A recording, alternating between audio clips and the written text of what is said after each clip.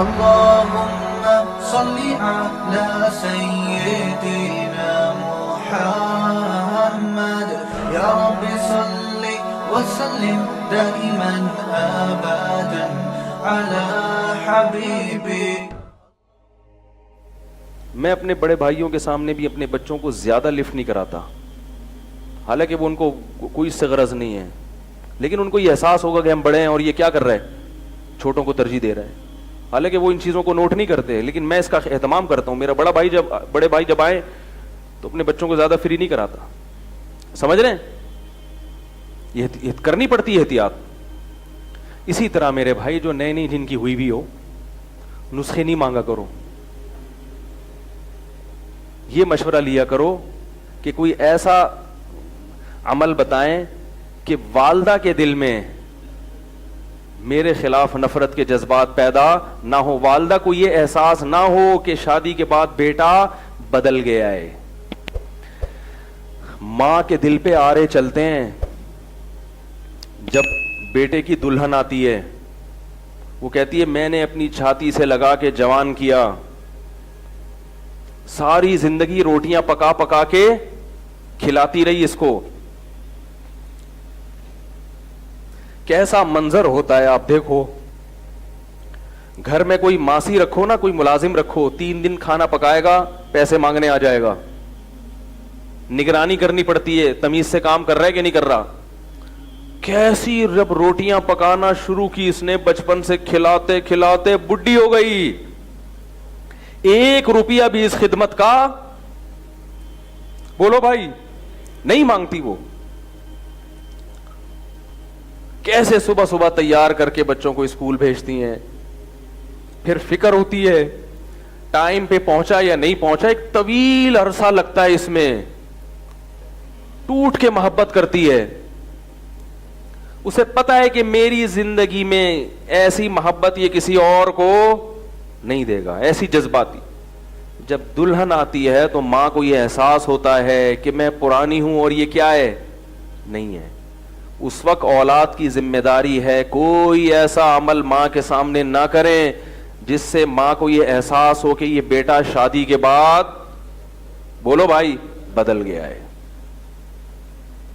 اس لیے اپنی آنے والی بیگم کو بتا دیا کرو کہ بند کمرے میں محبت کی باتیں کریں گے.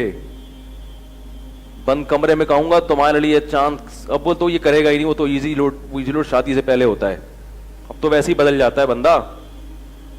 تو اس کو بتا دو بیگم بند کمرے میں تم میری معشوقہ ہو، میری محبوبہ ہو. اماں کے سامنے کون ہے پہلے؟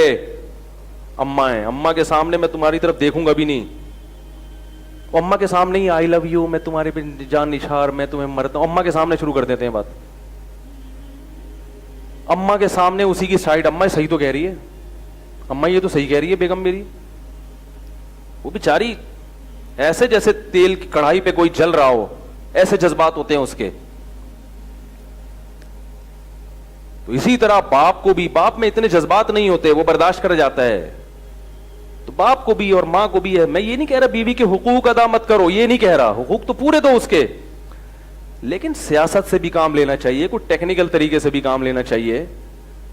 محبت کا یہ کون سا طریقہ ہے کہ آپ ہر تھوڑے دن کے بعد جا رہے ہیں، برگر لے کر آ رہے ہیں، بیگم کے کمرے میں گھس رہا ہے. روزانہ اماں دیکھ رہی ہے، پہلے تو کبھی گھر میں برگر پیزا نہیں آیا، برگر نہیں آیا، فروٹ نہیں آئے.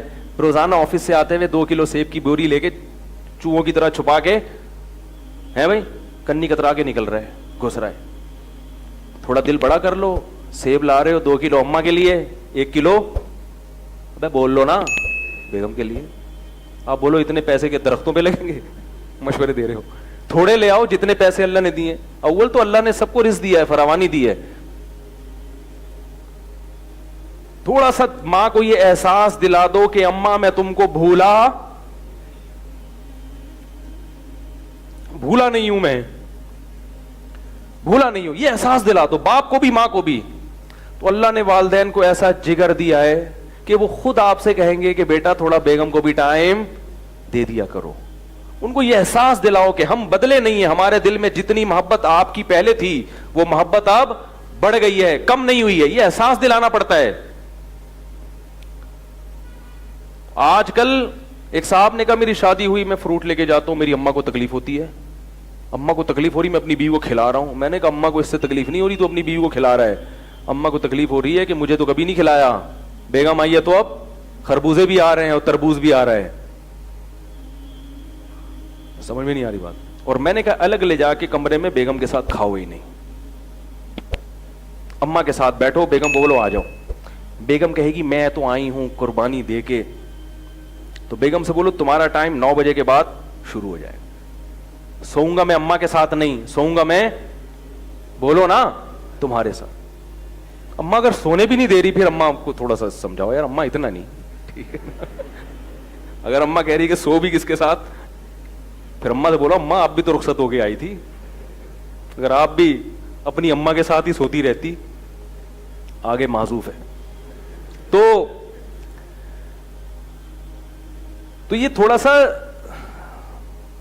دماغ استعمال, بولو بھائی, تھوڑا سا اپنی بیگم کو سمجھا دو کہ بیگم تمہارے سامنے کبھی کبھار میں تمہیں ٹیڑھی آنکھوں سے بھی دیکھوں گا, اماں کے سامنے, اوریجنل نہیں ہوگا, وہ ڈر نہیں جانا, وہ صرف سیاست ہوگی. تمہارے بھی جب بچے جوان ہوں گے تو خود سوچو گے وہ اگر بیوی کو ترجیح دیں تو ان پہ کیا گزرے گی. تو بیگم کو سمجھا دو کہ بیگم جب میری اماں بیٹھی ہوگی میں تمہاری طرف ٹیڑھی آنکھوں سے بھی ایسے کر کے ڈانٹوں گا, تو اس وقت برداشت کر لینا, بعد میں تو پتا ہے بند کمرے میں نے بیلن بھی کھانا ہے, چپل بھی.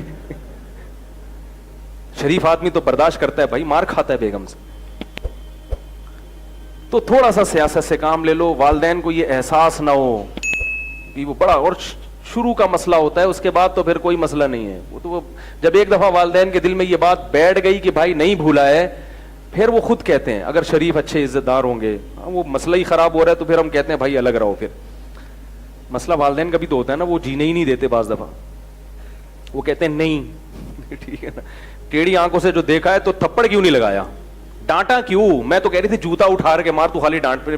تو اتنا زیادہ اگر ایسا ہوتا نہیں ہے, لیکن اتنا اگر معاملہ خراب ہو رہا ہے بہت ہی زیادہ, پھر ہم خود کہتے ہیں بھائی والدین سے بیگم کو الگ رکھو, کیونکہ بعض ساسوں نے بہوؤں کو ذہنی مریضہ بنا دیا ہے. جیسے کہ بہویں بنا دیتی ہیں نا ساس کو, تو ایسی ساسیں بھی بنا دیتی ہیں. لیکن اگر تھوڑا سا ٹیکنیکل طریقے سے کام لیا جائے تو انشاءاللہ اس کی نوبت نہیں آئے گی. مفتی طارق مسعود صاحب کے بیانات سننے کے لیے youtube.com/مفتی طارق مسعود کو سبسکرائب کریں, اور اگر آپ لائیو ویڈیو کو کبھی بھی مس نہیں کرنا چاہتے ہیں تو سبسکرائب کرنے کے بعد بیل آئیکن پہ کلک کرنا مت بھولیں. جزاک اللہ.